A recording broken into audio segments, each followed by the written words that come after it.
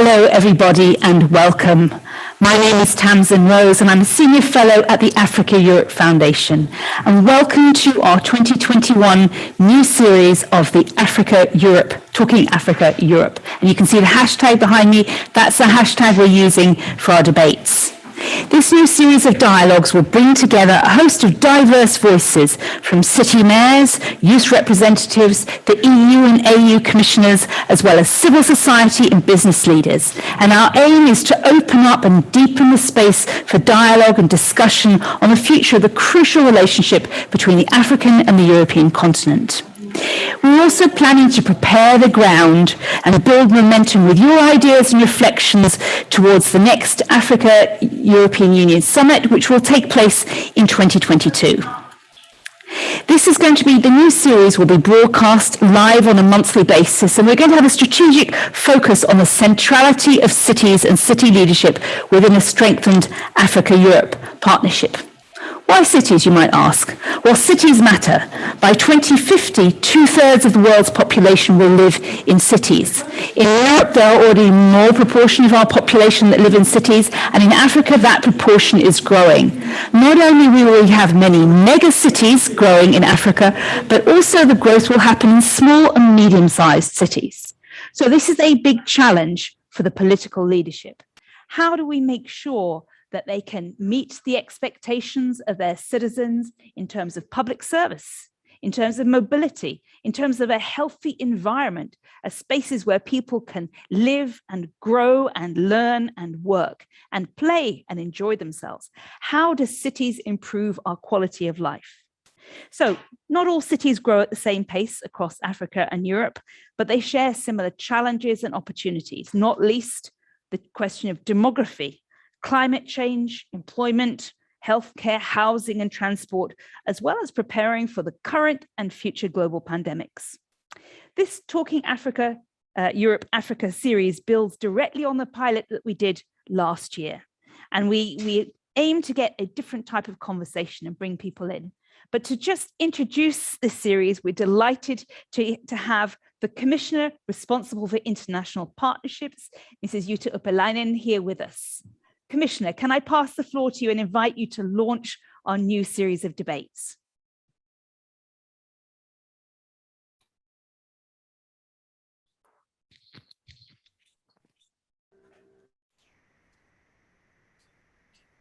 I think you're still muted, Commissioner.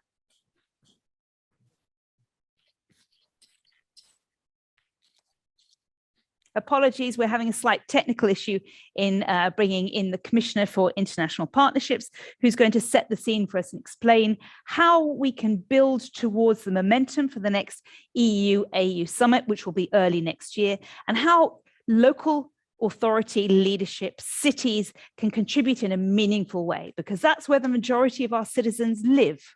So if we're going to be making a difference to quality of life, improving economic opportunities, building democracy and opening up our economies, it's cities that are at the front line. They are the level of accountability directly to the citizens with their expectations and how they can make things worse.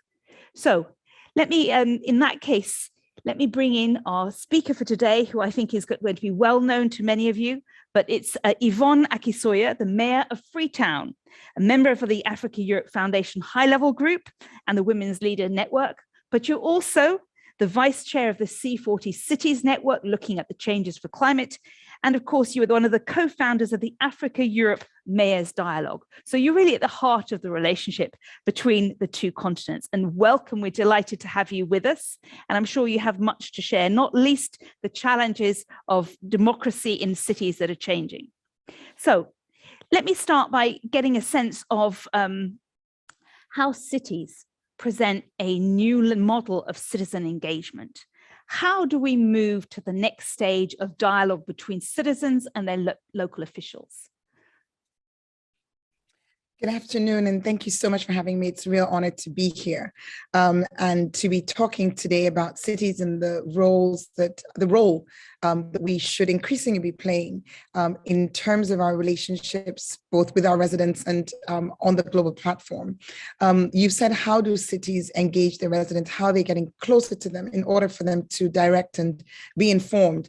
In the context of Freetown, this is something that we've paid a lot of attention to with community engagement, setting the direction for our Transform Freetown agenda, whether it's through the holding of focus groups with 15,000 residents as we kicked off the sessions, developed and articulated what our theory of change would be, what our 19 targets for the next 3 years for our city would be, or through the everyday implementation of that, such as the meeting I've just had with the team that's leading our Freetown to Tree Town work, planting 1 million trees, talking there about how communities move from just being climate action ambassadors and tree stewards, but really internalizing these messages. Today, I'm really pleased to have the opportunity as we gather together as mayors and colleagues to discuss not just how we as city leaders engage with our residents, but also the specific role of African and European cities. The past year has shown more than ever before that we need new ways of forging global relationships, global corporations, in order for us to find common solutions to global challenges, whether it's the pandemic or climate change or indeed migration. This affects all of us, both those of us north and those of us south of the Mediterranean Sea, depending on your relationship between Africa and Europe on the map. And as countries grapple with the impact of the COVID-19 pandemic and face the prospects of further shocks, including climate change, which links to what I was saying earlier on about our Freetown, the Tree Town, planting 1 million trees exercise, cities are increasingly showing that we can help to chart a path forward. We know we can't do it alone.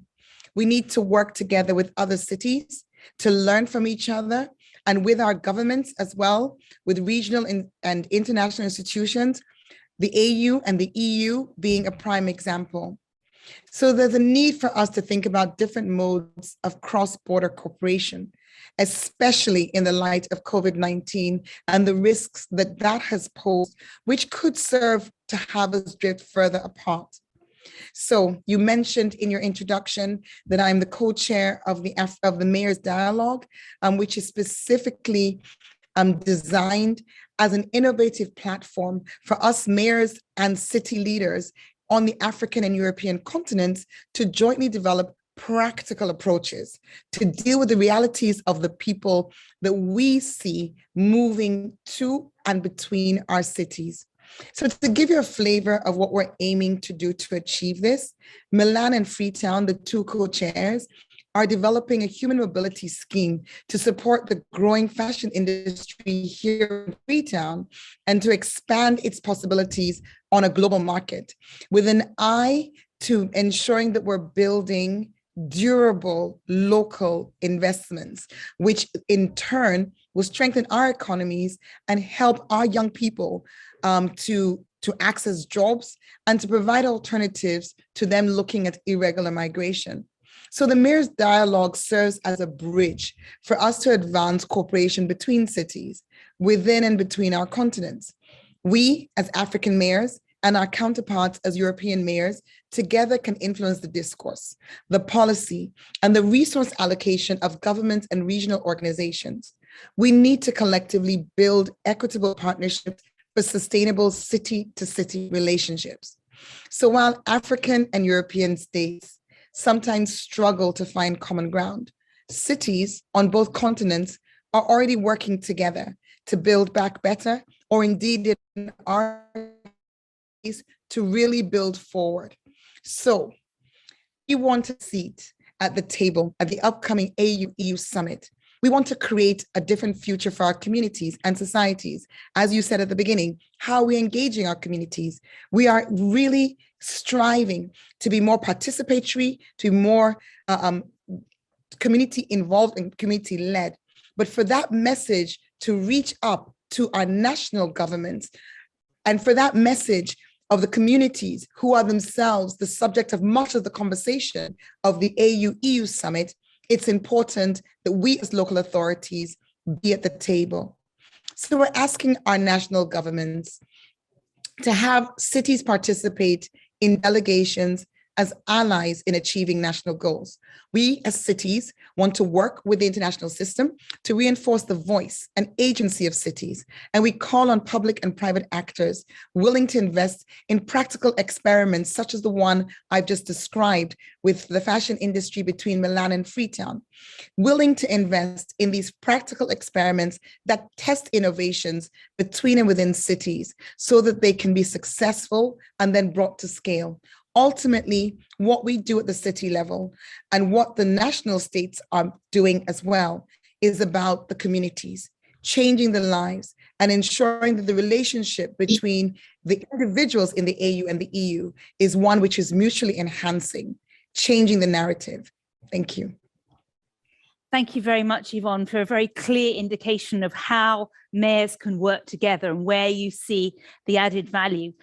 Let me start off by asking you perhaps a difficult question, which is some of the biggest challenges that you're having to deal with don't even come from the national level, they come from global processes. And I'm thinking climate change, I'm thinking globalization, the pandemic, and yet you've got to confront them at local level with the capacities and the tools and the authority that you have.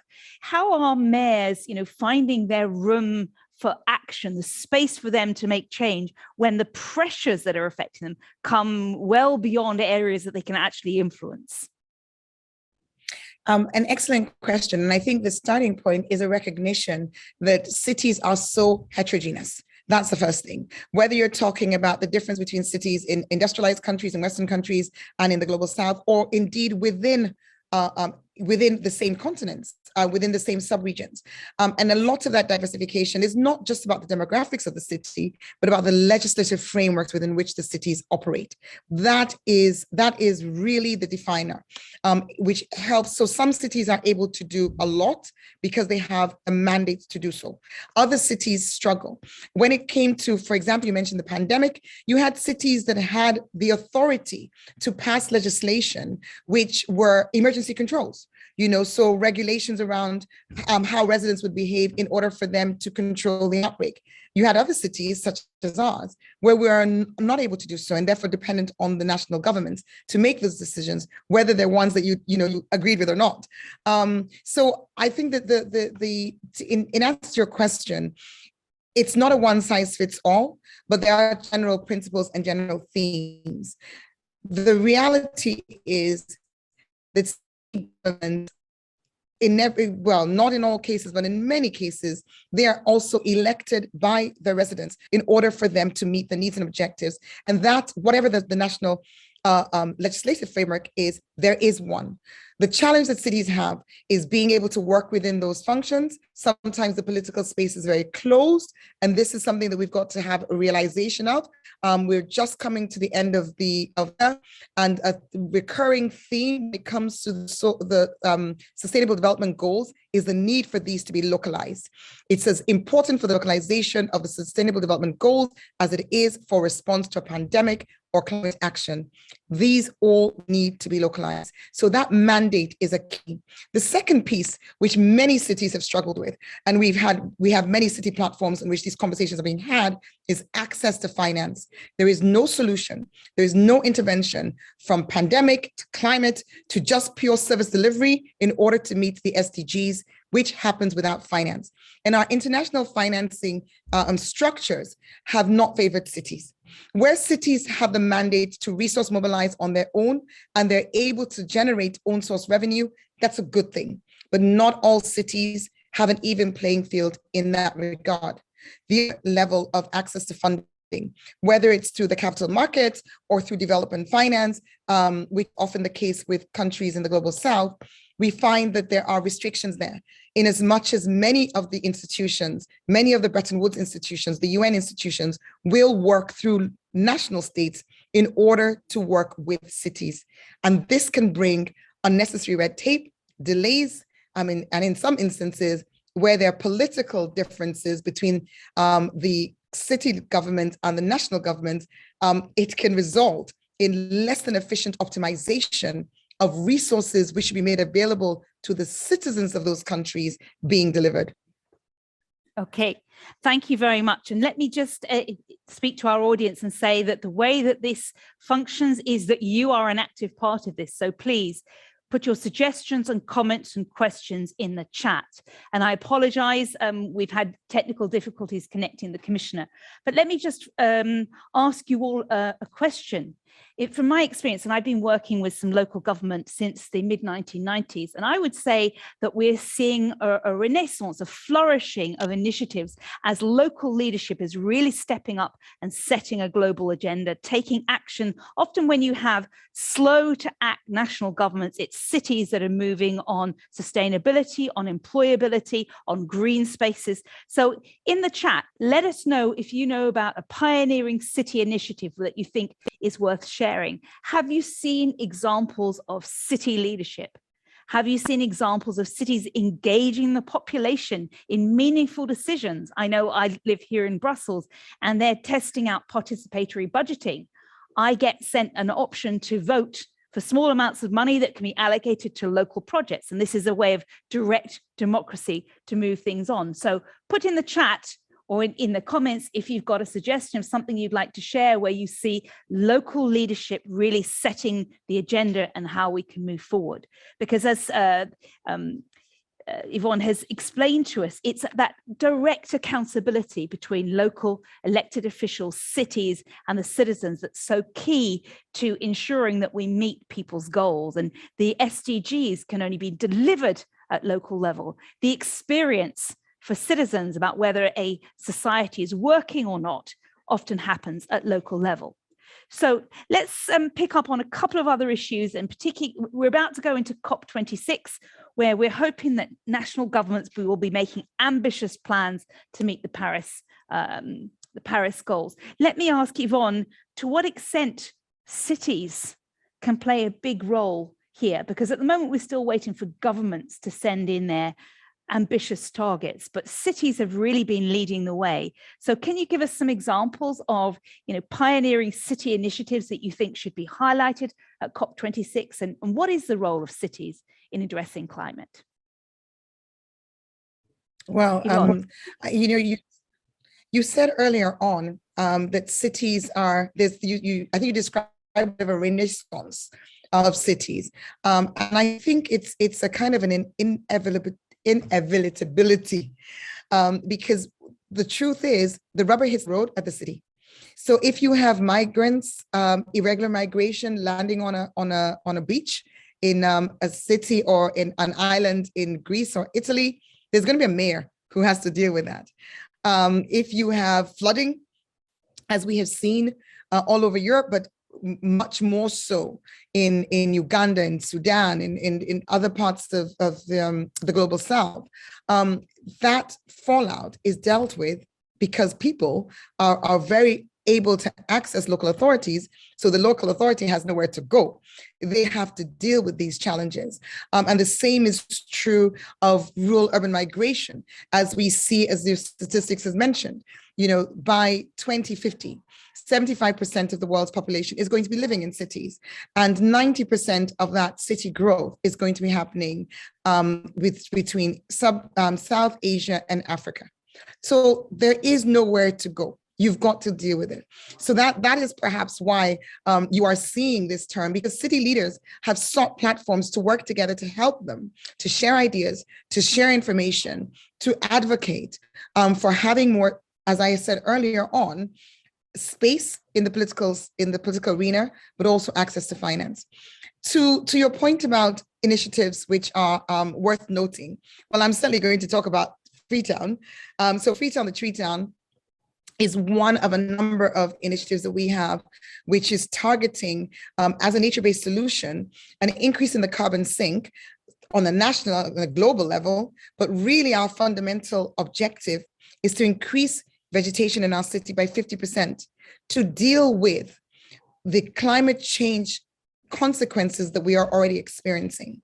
So we have abnormally heavy rainfall, have had so for the last 5 to 6 years because of the topography of our city being a hill, surrounded by hills, city nested on a plain between the Atlantic Ocean and those mountains. The deforestation caused by rural-urban migration on an unprecedented scale has meant that our cities become the subject of regular landslides. We also, the irony of this abnormally heavy rainfall is water, not a drop to drink, because with the heavy rains, the deforestation, the landslides, the runoff, water isn't seeping down any longer in the amount that we need it to into the water catchment areas. And with the deforestation, the water catchment areas, even at a surface level, are also being exposed to heat and therefore are declining. So we have heavy rainfall, but water shortages in the dries. Planting 1 million trees in 3 rainy seasons, getting our communities involved and owning that is an initiative that's a city-led initiative. There are many more, but I think what I'm trying to communicate is it's a question of necessity. Cities need to respond. We need to mitigate against climate change, and we need to adapt. We are doing upgrading in a number of our communities, working on plans to move our low-lying communities out of harm's way as sea level rises are a fact of life. It's happening. Thank you. And I'm going to bring in some of our audience who've already raised their hands. Nadja, you're up. Would you like to unmute yourself and share your contribution?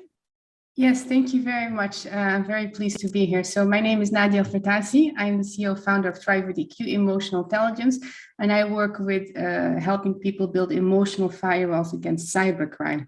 I recently spoke at an ICT Africa symposium, and one of the biggest challenges Africa faces is the cyber attacks on the national infrastructure. And people are already disruption fatigue because of the pandemic, because of all these climate challenges.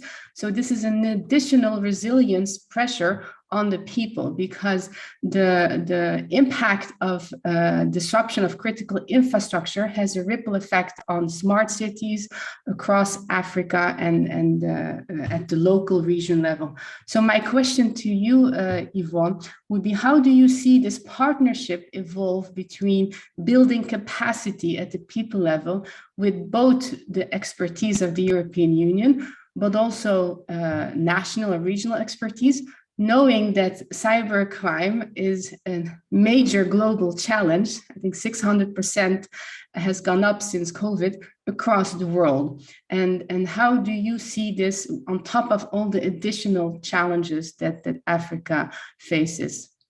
Thank you. Thank you, Nadja, for bringing in something new and highly relative, the issue of cybercrime, which is a challenge for Africa, but also Europe. You know, in the area that I work in a lot, which is public health, we saw almost the entire Irish health system had to revert to using paper because of a ransomware attack that took down the whole system. So as you say, our public infrastructures are highly dependent on having resilient ICT systems. And this is something I'm sure that would be a concern for mayors. Shall we perhaps take 1 or 2 more contributions, and then Yvonne, I'll invite you to respond. And members of the audience, please add a few more things in the chat. We've just raised the issue of cybersecurity and cybercrime. You can share your questions and your points on that. Let me see, I think we have Gaokgakala. You've got your hand up, please go ahead. Thank you very much. Let me just take this opportunity to thank the organizers for having this conversation. Yvonne has said it all. My name is Gaokgakala Sobatha. I'm a local governance expert working for Lobatse Town Council, but currently I'm the 2021 Mo Ibrahim Fellow attached to ECA in Ethiopia. Yvonne has said it all. I think we need to work on removing the barriers, because most of the events, they are high level dialogues. And then you find out that it's at the national level and we are leaving the mayors behind. So we need to remove these barriers. And I just have to appreciate the European Union's efforts in introducing this international development, local government cooperation. They call it the EU local government cooperation. It's something that shows we are moving towards the right direction, because initially it was only EU negotiating with national governments. But when we see the EU coming in and negotiating with local governments, I would say this is a very good initiative. And saying it from experience, we are one of those local governments who managed to negotiate with EU directly without having to go through our national governments, and even secured funds for climate action at local level. And then when we look at, when we talk of the issues of going towards COP26, normally we are talking of national determined contributions. And the national determined contributions are made of local determined contributions. If it is a city or a peatland, for example, where I come from, we have the Okavango Delta, which is one of Africa's peatlands. We have to introduce this concept where local governments are rewarded for their efforts. If Okavango Delta can be able to sequester carbon, the global carbon emissions, then let that local authority be rewarded for all the efforts that they are doing towards climate action. By doing so, I think we would see more cities coming forward. Because when you talk of national determined contributions, Botswana has contributed so much towards climate action, but then you are not recognizing the fact that that peatland or that forest is within one local authority. So going forward, let us see cities being recognized.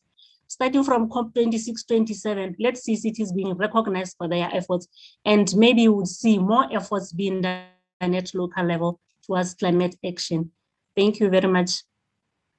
Thank you very much. And again, you've raised some very interesting questions. First, you opened, the importance of the EU directly negotiating with local authorities and then being able to develop projects that can get funding so they can deliver on that. And secondly, again, you've highlighted the importance of place. And that's what cities are all about.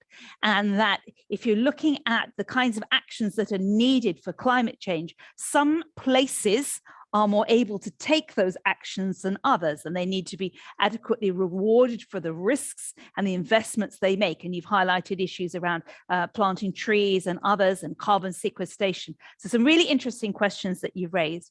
I'm going to take one more input from Giuseppe, and then I'm going to invite Yvonne to respond on some of these elements. Giuseppe, what would you like to share? Hello, I would like briefly to introduce myself. Originally, I believe that the invitation was sent to Vice Minister Sereni of Italy, and she cannot do it, and so I represent her and send the best wishes to your initiative. Certainly, I'm not an expert. I'm a senior official at the Ministry of Foreign Affairs. I don't have a special. I'm not a special expert on cities, but I remember in 2018, we at the Ministry of Foreign Affairs in Italy, we organized exactly what you are organizing now online.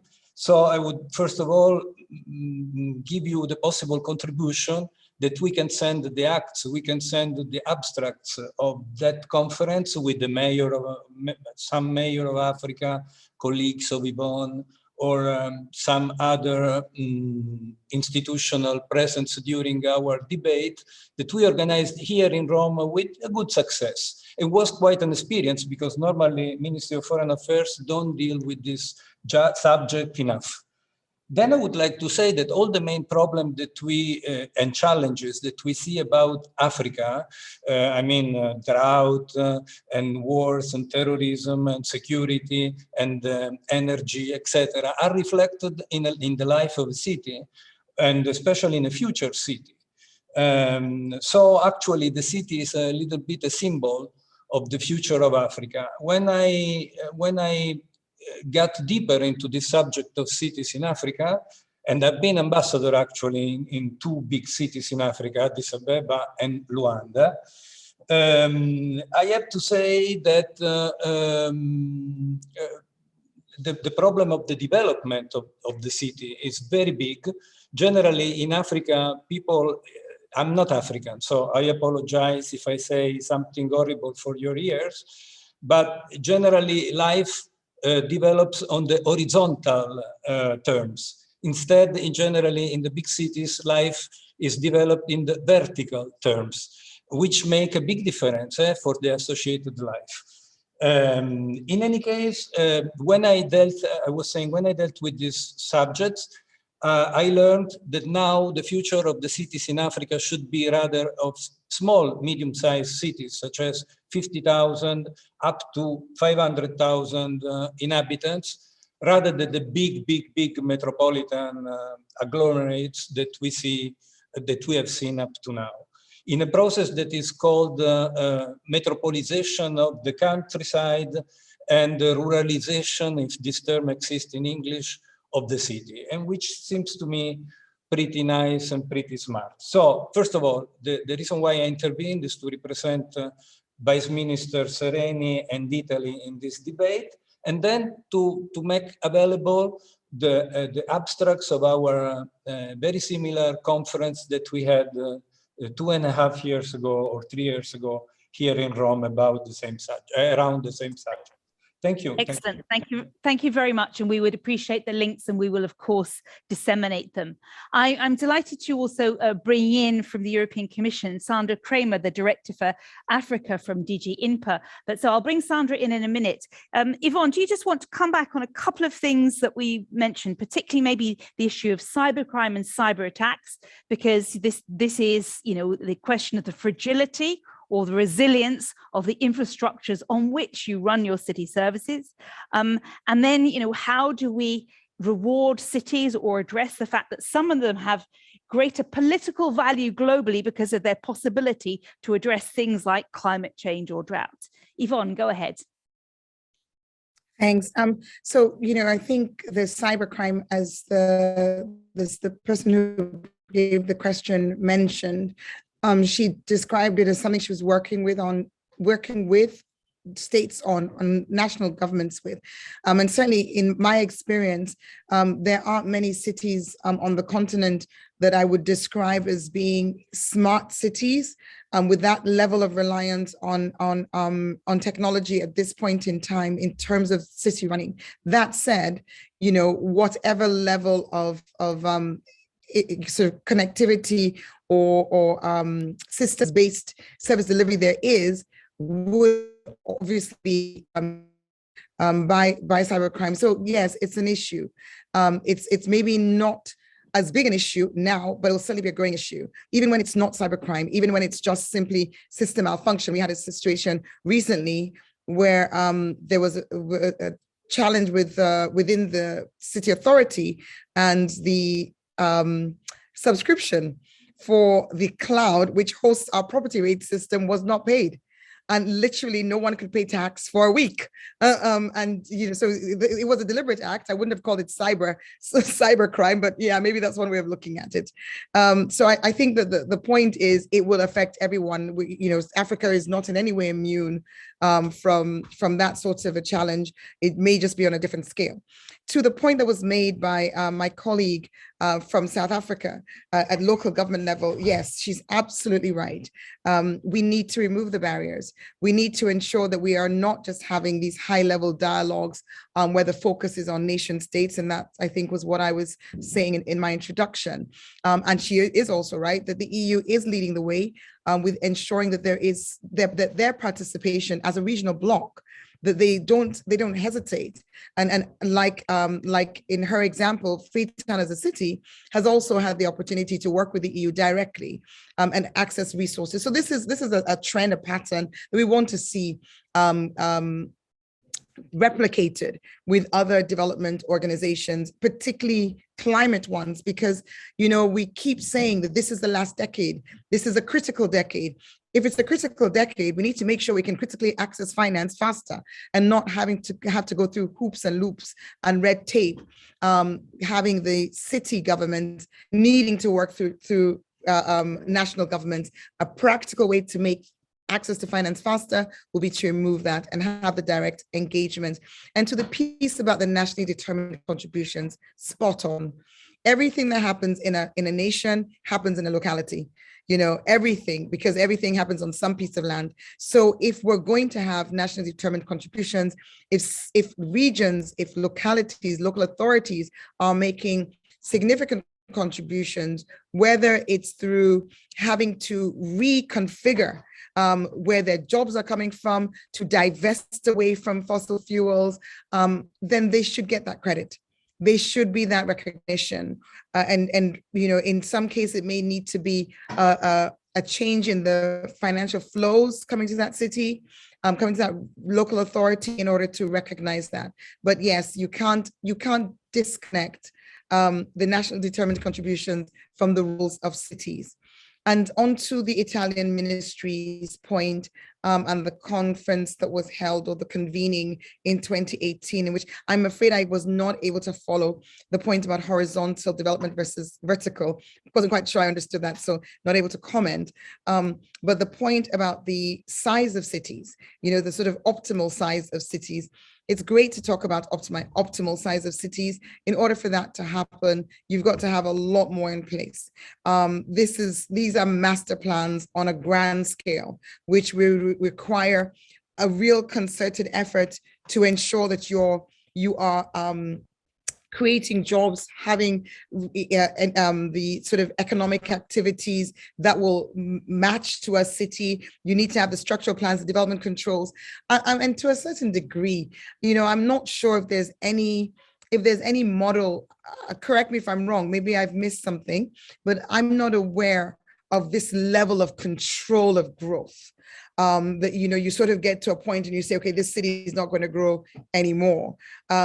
Maybe it happens through, you know, obviously we're aware of the creation of new towns where the infrastructure is put in, the boundaries are put in, the housing is put in.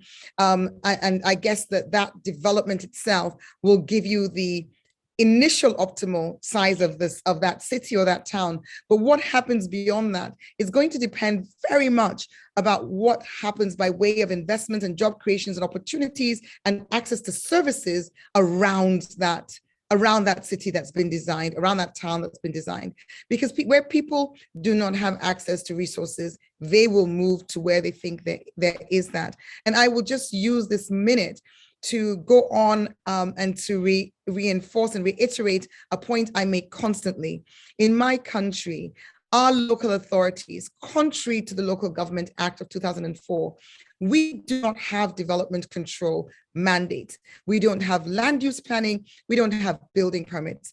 This is a major disadvantage for the development of cities, for them to be designed and developed in a way which enables you to strategically plan for ensuring that residents have access to services, but also in this time of a climate emergency, to ensure that the city development is being done in a manner which enables environmental management and facilitates the resilience of the city. So this brings us right back to where we started, which is around mandates, governance, political space, and access to finance. Excellent. Thank you very much, Yvonne, for giving a very clear answer on that. Let me invite Sandra Kramer from the European Commission, DG INPA, the Director for Africa, to pick up on some of these elements. We had a call there for the European Commission to be open to negotiate and work more directly with cities. We had questions there about, you know, how do we recognize the different ability of cities to contribute to global goods and therefore be perhaps rewarded or acknowledged for that. So lots of questions for you. Sandra, go ahead. Yes, hi, Tammy. Can you hear me? Yes, we can. Excellent. Thank you very much. I first of all, thank you all for your patience, and I want to apologize on behalf of Commissioner Urpilainen. She's done everything possible. She really wanted to be here and really regrets that there was a technical issue. So I'm here on her behalf, and apologies really on her behalf. It's great to be with you all today. I saw we have participants from really all over the place. So it's great to see so much enthusiasm for this topic. And great to be here with Yvonne, of course, very important mayor of Freetown, and I know also a great a friend of our former ambassador there, Tom Vance. So very good to see you. And of course, my greetings also to Giuseppe Mistretta, who is a fellow director Africa. So thanks for organizing. And I think we are here putting a very important theme forward, localizing the Africa-Europe partnership, which of course starts with cities. 2/3 of the world population will live in cities, and change is coming very, very quickly. Just as an example, Lagos, Nigeria is home to 21 million people, 60% of which is under the age of 15. So the questions that Yvonne has put to us and the issues that we all face is indeed, how can the youth there access basic services? How can they gain education opportunities? How can the market achieve enough growth to actually provide for decent jobs for everyone? Cities also represent 70% of climate gas emissions. So we simply cannot achieve green recovery without enhancing resource efficiency, reduce pollution, and advance the circular economy in these big metropoles. But there's also lots of opportunities. The European Union is working with partner countries on sustainable urbanization fit for the future.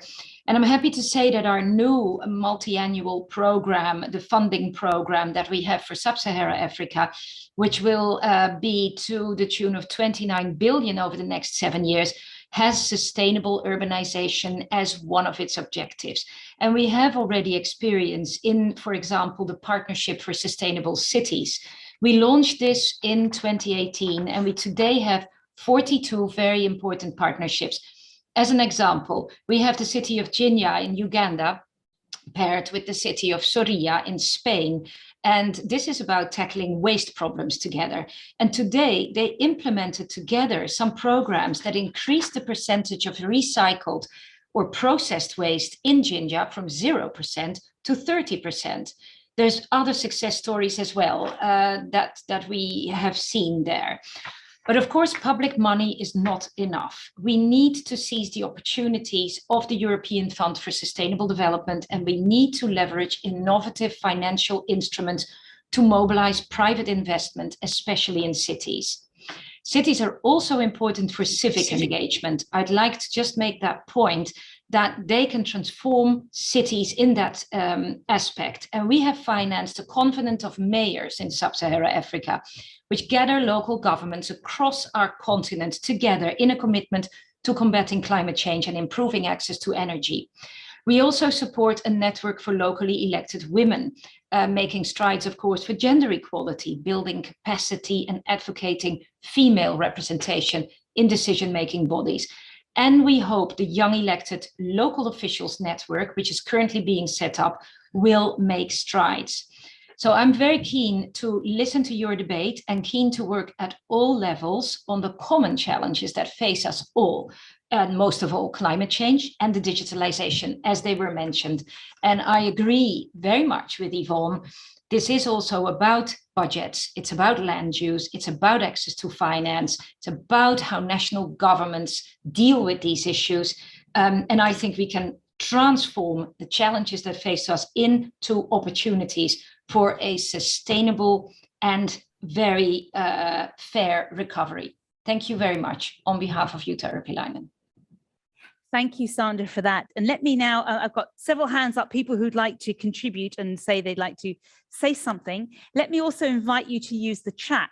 We're looking for your recommendations. What could cities do together from Europe and Africa to improve quality of life for their citizens? What could they do to tackle some of the global challenges we talked about, climate change and energy? We've had a couple of open questions in the chat that you might also have some answers to.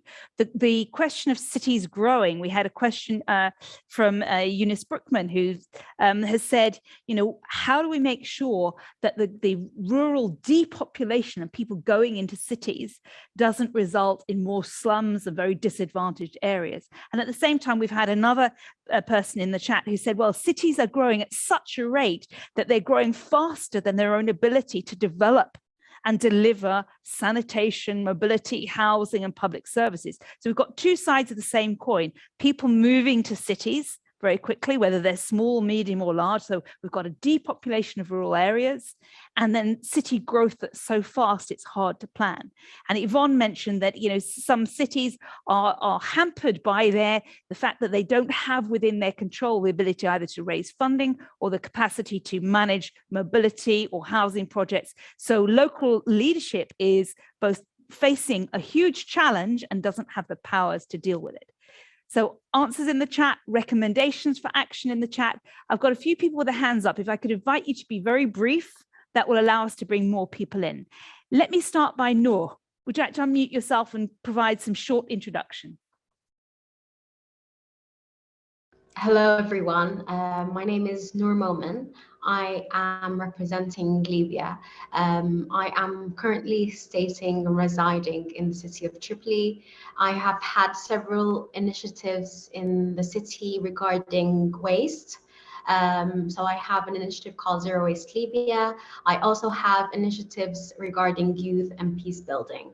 So my experience has been with the United Nations, with IOM, and as you all know, Libya is a bridging country between Africa and Europe. We have more than 640,000 migrants, from local area because of war and conflict, and then from outside of the country.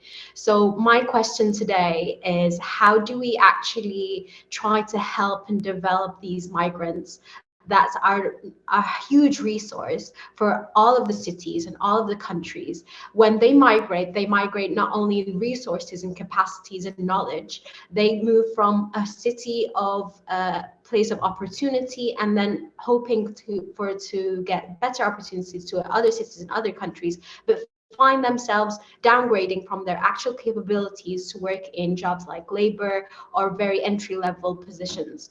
So how do we actually work as cities or countries to develop and make sure that migrants do have the opportunities that they actually need and are capable to uphold in their level of education and experience? Thank you. Thank you very much, Nour, and that's a really pertinent question. Yvonne mentioned that, you know, when you have migrants landing on an island in the Italy or in Greece or even on Spain, it's the local authorities who have to handle it, who have to process them, provide services, health and others.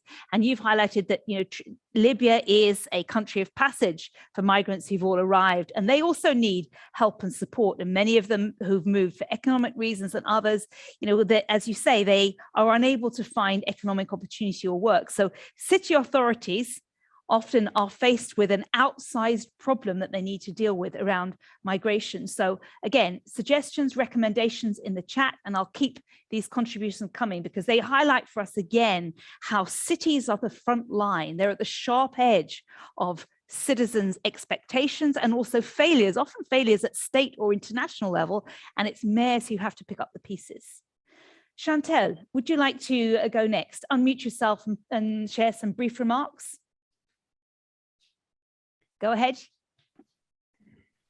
Hi, it's Chantelle from Global Health Advocates. I raised my question already in the chat. Perhaps you've already seen it, but I was wondering if you could speak to us a little bit more about how the pandemic has reminded us about the importance of strengthening healthcare systems in the long run, and especially ensuring that citizens have equal access to and also ownership over these systems.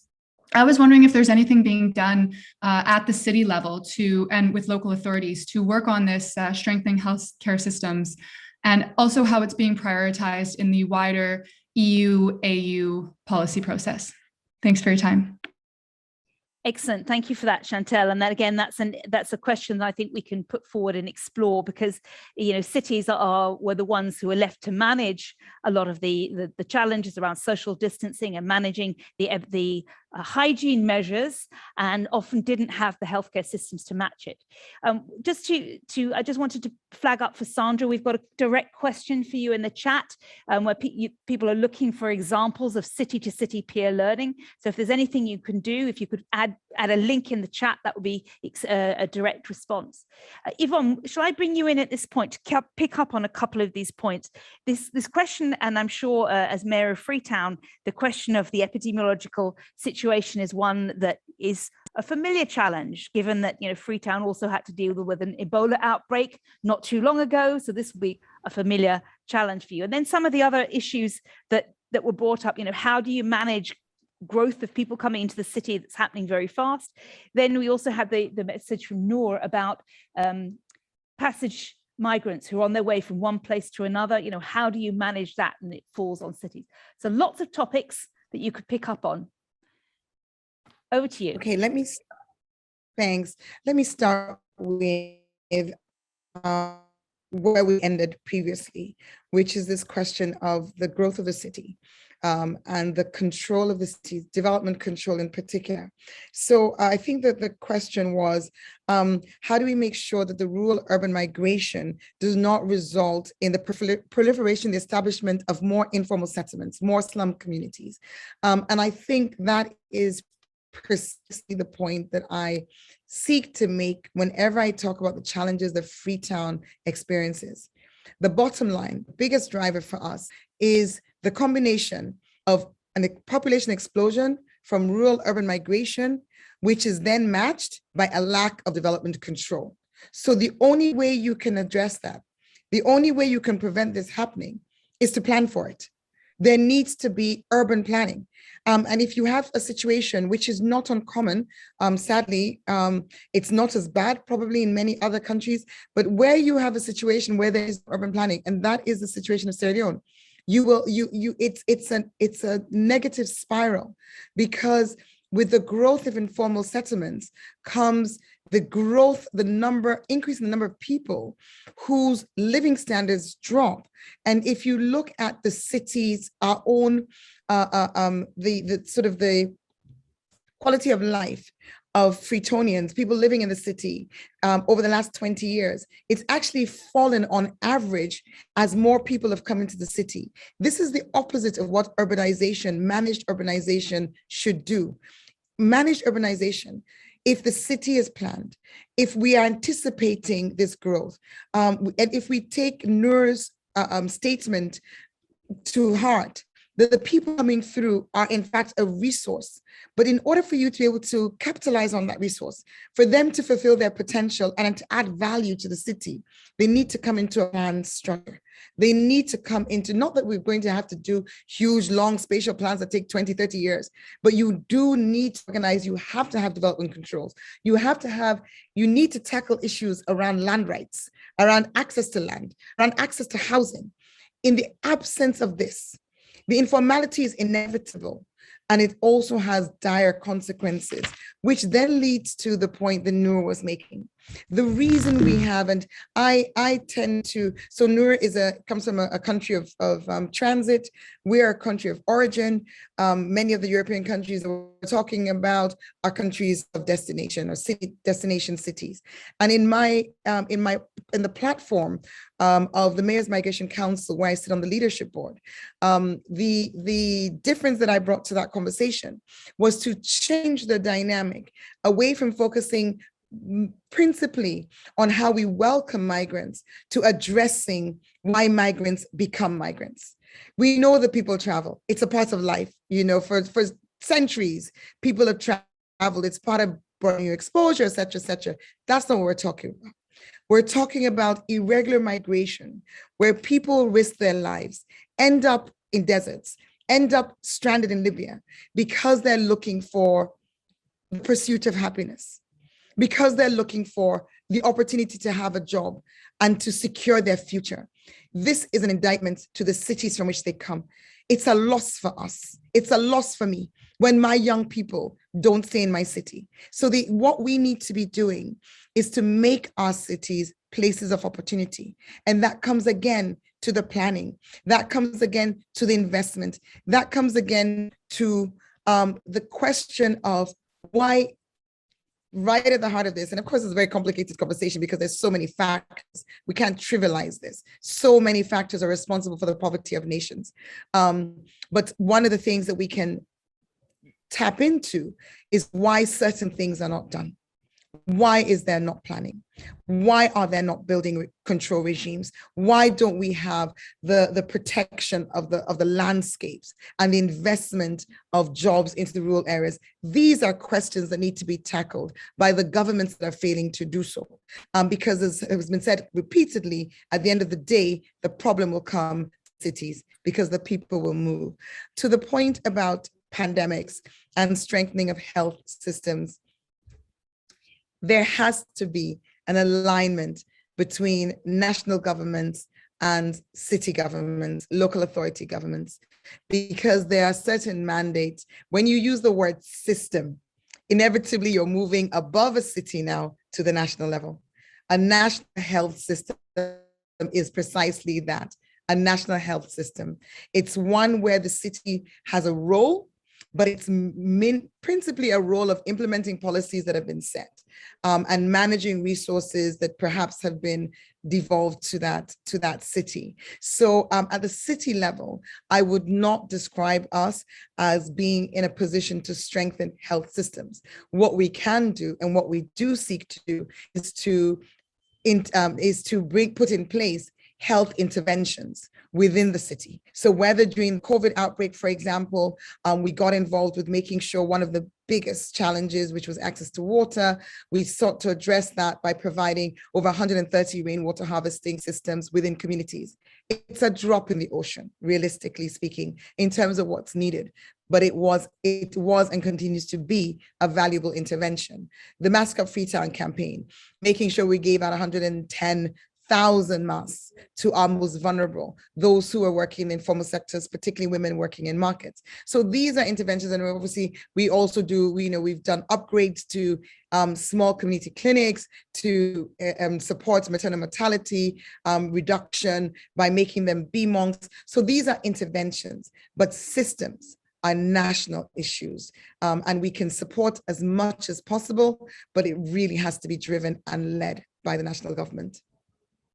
Thank you very much, Yvonne. And I want to recognize the people who've been putting links in the chat. We were asked by one participant, can we give examples of peer-to-peer city relationships and projects? And we've had a whole series of links added in from organizations that facilitate that. And that's what makes this conversation so fast moving and so valuable. Several people have been putting things in the chat about the importance of planning to make sure that we can have the energy and the infrastructure that offers economic opportunity. So lots of elements there. I'm going to bring in a few more people who might like to add in things. So Alieu, I'm going to bring you in next. Would you like to unmute? And then after I'll go to Johannes.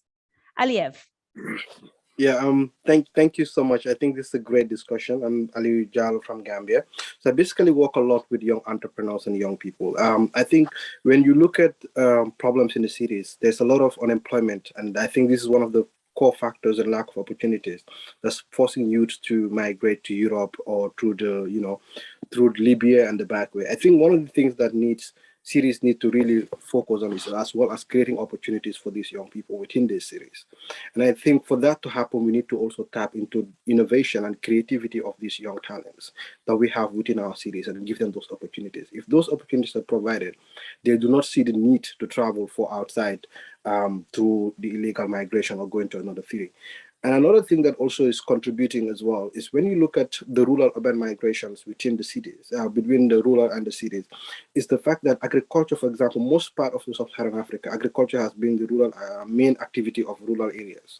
And this has been really affected by climate change, and as well as, lack of incentives and infrastructure tools to actually help commercialize agriculture in those instances. How do we make agriculture more attractive for young people to stay in those rural areas, because they're now leaving the rural areas to the cities and allowing only the old people and people who can actually really work on the agricultural sector, and that is leading into lack of food self-sufficiency and all these issues. How do we ensure that young people have opportunities within the cities, and as well as how do we ensure that youth within that are migrating from the rural agriculture, we invest in agricultural development and other activities within the villages and the rural areas to ensure that young people stay within those and develop their communities, rather than migrating to the cities and forming slums and other things. Thank you very much, Alieu. And again, you've highlighted the importance of economic opportunity, and that one of the key drivers of people leaving rural areas is that they used to work in agriculture, and we need to make that both financially viable so they can raise a family and live off that, and also make that an attractive career opportunity for them. And I remind you that Mayor Yvonne said young people leaving the countryside to come to cities is one thing, but when they leave the country because there's no economic opportunity, that's a huge loss in human capital, in cognitive capacity, entrepreneurial spirit. So this is a big challenge for Africa to look at. Johannes, can I invite you to share your insights? Yeah, thank you. I'm Johannes. I'm with the Goethe Institute, the Regional Goethe Institute, and as the German Cultural Center, we do support culture and creative industries in multiple Southern African countries. So Yvonne, when you talked about supporting the fashion industry in your city, obviously, I was delighted to hear that. And the question I wanted to ask was something that we also struggled with quite a bit, is the whole aspect of accessibility. So accessibility to venues where culture is happening, accessibility in the sense that people see culture and creative as a potential opportunity for their own future and path. And I was wondering, what kind of methods or approaches do you apply to overcome these challenges? You know, as I said, in some parts it's money, it's distances in large cities to get to these typical cultural venues, and also this kind of mindset, as in like, is culture or creative a path, a vital path for my future? Thank you. Okay, thank you. So you're picking up on the creative industry as a driver of economic growth, something that young people can get involved in as a potential viable economic employment route for them. Yvonne, can I invite you perhaps to pick up on that issue, particularly around the role of creativity as a way of both driving economy, and you talked about fashion, but also with modern forms of creativity that also requires certain levels of digital infrastructure to be able to reach a global audience, to collaborate musically with people around the world, and to show your creative work online. So to what extent can cities prioritize creativity when you've got many other priorities to do as well? Yes, well, I think, the life of a city is not complete without creativity, without culture, without art. There's the expression livable cities, dynamic cities. You talk about innovation, you talk about entrepreneurship. All of these really have at their heart and the center, at the root, sort of culture. So we don't minimize that. As a city, I think Johannes is absolutely right. It's in some ways because of Maslow's hierarchy of need. People often overlook this as something that's very important. But what have we done? What are we doing? We recently opened a new office, a new city hall, and it has an auditorium. And that has really given us the opportunity to breathe life back into a part of our city which was lost during the war years, and that so we're working directly and indirectly with arts. Even when it comes to sort of city initiatives, our sanitation programs, we wanted to launch a new, for the first time, a hotline. We did it through the equivalent of Big Brother. We have Big Sister here. So just really linking that in, and I went onto the show, and we got the people who are in the show to do some dramatization of what the issues were, etc. This morning, I mentioned earlier on, we're talking about Freetown, the tree town, are planting 1 million trees. And the conversation I had with the team was, how do we deepen how do we internalize climate change issues at the local level? And what we've landed on is working through, and this is an action they're taking away, working through drama in communities. So I'd say we also are working on a museum, because Freetown has a rich history in respect of the slave trade. Rich, I'm not sure rich is the right word, I suppose it is rich.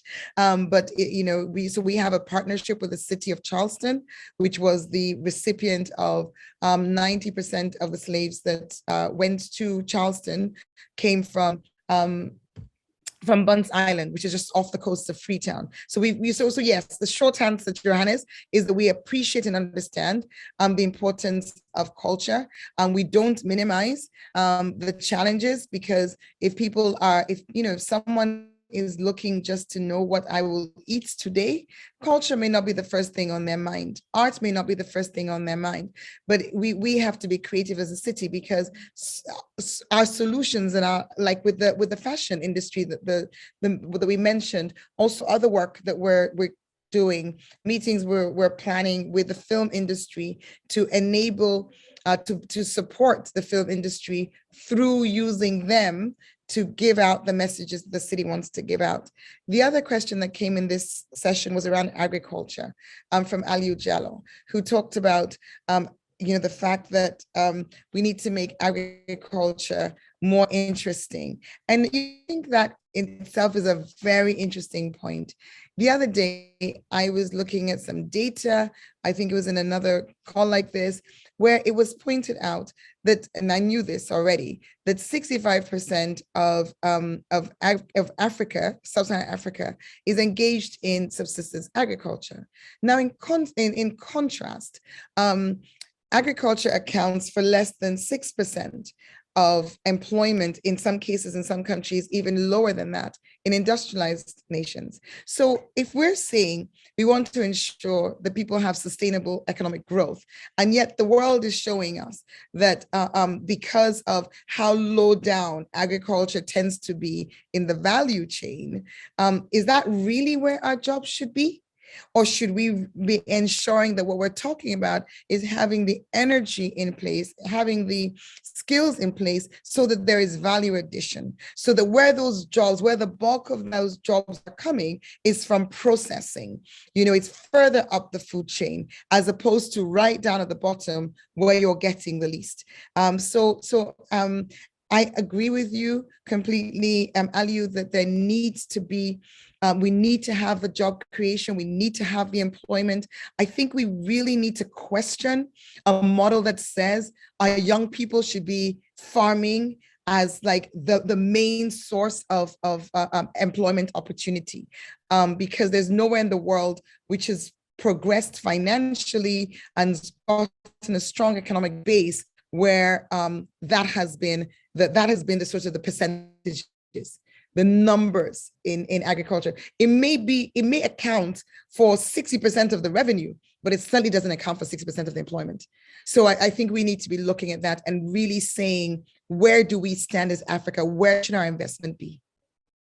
Okay, thank you for that. And I think you've opened up some really interesting conversations, which is to do with, what is the vision for the local authority and also for the country in terms of how they want to develop.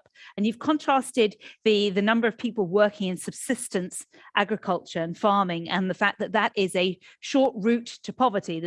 No country gets rich, no community has much resilience if they're engaged in subsistence agriculture. But some of the points that we've had listed up here about investing in energy and better water management systems and digital infrastructure would allow them to be able to do more processing, get higher value returns for what they're doing, integrate the markets more. If you had better logistics supply chains, they would be able to reach markets further away. So there's a lot of, I think, development that can be done around agriculture rather than dismissing it as an opportunity for young people. But I think the interesting element here is that you're looking upstream to say we have young people and they are in contrast to Europe, Africa is a very young continent, and we need to see what are young people's legitimate expectations for their lives, for their economies, where they want to work, and is there the infrastructure? Are there opportunities we can offer them? And I wonder if we could spend our last few minutes in our conversation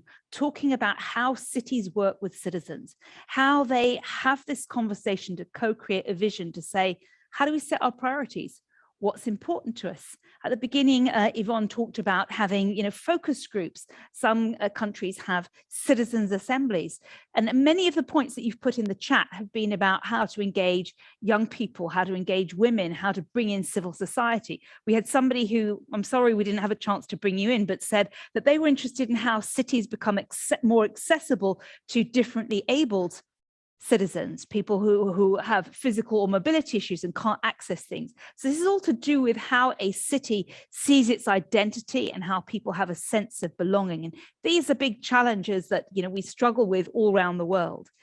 We're coming to the last 5 minutes or so of our conversation. I apologize if you've had your hand up and waiting. Our conversation's been so fast moving and so engaging. We didn't have a chance to do a classic, question and answer, but I think the conversation has been great. And there's been lots of really good exchange in the chat. People ask questions and shared answers. And just as a reminder, we'll be having a monthly debate like this. So feel free to come back and watch the space. In a month, we'll have another opportunity. But before we go, I'd like to offer both Yvonne and Sandra an opportunity to make your last comments. Sandra, would you like to share just your messages, and then I'll give Yvonne the chance to close us down. Yes, we've had a really lively debate, yes. Lots of interest. Very lively. I'm really very happy. Thank you very much, Africa-Europe Foundation, for this debate. No, we touched on so many things. I think you're actually also bringing in the dialogue with citizens, and that's something very important. I mentioned a couple of things there. But I want to come back to what some of the comments were about job opportunities, etc., and attracting investment. I think two things very important there. One is the business and investment climate needs to be on our agendas as well. We need to look at that. We need to optimize that. We need to make it clear that a town, a country, and cities are investment friendly. And so I think that is one of the areas that I think lots of work is needed and will help. And secondly, very importantly, is the whole chapter education, vocational training and skills building, also digital skills. I think that's very important for these investors to actually find the right and well-skilled workforce that they're looking for. That is very important to me. And I wanted to say on the Partnership for Sustainable Cities, Helen, those are call for proposals. We had them in 2020. Feel free to contact me. There's not a specific link, but of course we can send you all the examples of all the cities that are working together, African cities, European Union cities, on things like urban transport, mobility, waste management, local governance. So feel free to contact me directly. Thanks very much. It's been a very rich debate. Over to you and over to Yvonne. Thanks. Thank you. Yvonne, as you reflect on the last comments you might want to make, can I ask you a question? Where is the next Yvonne coming from? Because the challenges you set out, the opportunities for cities to make an impact on the daily lives of citizens is enormous, but we need talented leaders coming forward who can help develop plans, who've got visionary ideas, who are prepared to, if necessary, fight national authorities to create space at global level. So we need more like you. And, where do we foster the next level of young leadership to come forward for cities? I think it's by making the city, giving the city the space. You're absolutely right. It's a battle at the city level to get that space, to sometimes be in direct conflict with national government where the city's rights are not being allowed to be exercised. But we're having this dialogue as the EU-AU, and those are two powerful organizations that have leverage on cities. Let's use that leverage to ensure that we have development on the continent. And no one can tell me otherwise.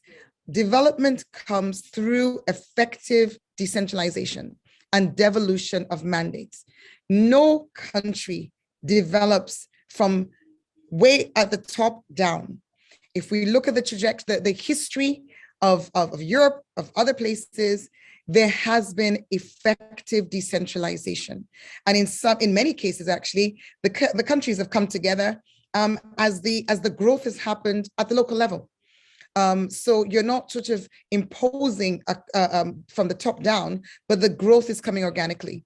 So if people don't have to, if city leaders don't have to walk into a space where they're spending a considerable amount of their time fighting for the city to have a space, I think it will attract more city leaders and people who want to get the job done. Because if there's one thing about mayors, by virtue of what we need to do, we have to be people who are delivery focused. And for that to encourage more people with that sort of background to come forward, perhaps the job needs to be a little bit more about getting the work done and less about trying to create the enabling environment within which the work can get done. So I would say it's over to the AU and it's over to the EU to move from an increasing rhetoric, which is a very positive one, of the need to decentralize and localize development, localize the SDGs, localize the climate objectives and the climate actions, move from these, localize migration action, move from rhetoric and sentiment, which is positive and appreciated, to more practical actions, including putting pressure and using leverage on nation states where this is not happening so that it happens. If you cannot, as a mayor, exercise development control, issue building permits, be responsible for land use planning, how do you run a city? I think that's food for thought and something that can be taken away by the two organizations that have convened us here today. Thank you. Thank you very much, Yvonne. What a wonderful conversation we've had, and it's been extremely lively. I want to thank all of you who joined us in Zoom or now watching on our live stream. I hope you felt inspired and empowered, and maybe it makes you think that you also want to go into local government. Maybe you want to put yourself forward as a future city leader, because as Yvonne has made clear, cities are made of people. And this is where we build the next generation of people who are prepared to develop their cities in a meaningful way. We've heard there's positive rhetoric from both the African Union and from the European Union to create some space for cities. And we know that in the lead up to the next summit, which is planned for spring 2022, we at the Africa-Europe Foundation are committed to making sure that we have both new and diverse voices and that there is a greater space for cities to address the needs of their citizens. Thank you all for joining us today with the hashtag Talking Africa Europe. Our next event will be in a month. We will probably find the recording of this on the website, and there'll be more information to follow. Thank you all for participating. See you all in a month. Thank you and goodbye.